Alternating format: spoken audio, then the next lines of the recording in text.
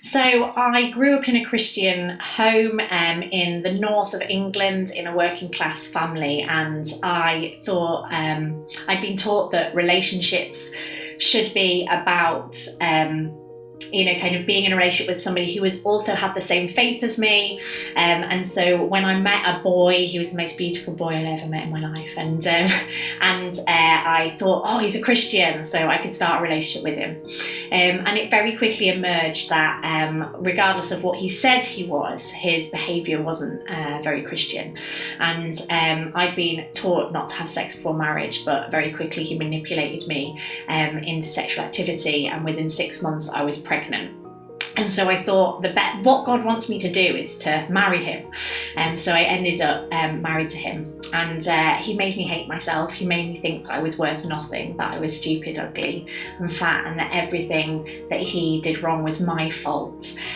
He regularly had affairs and just left me absolutely desolate.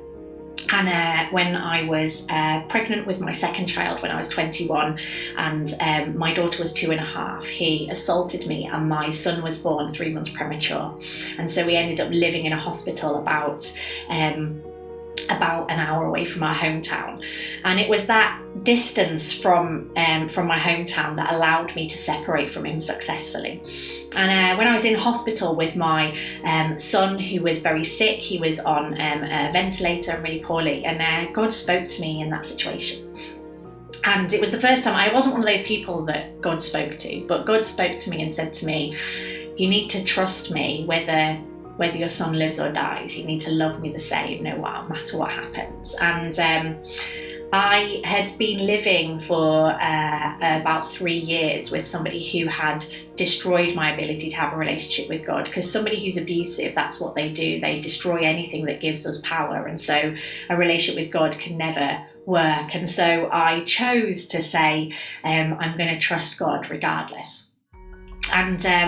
And my son did recover. He's now 16, my daughter's 18. I got remarried about 14 years ago, and that choice to say, I'm going to trust God regardless of what has happened and regardless of what takes place, has transformed every part of my life, and I've tried to live like that.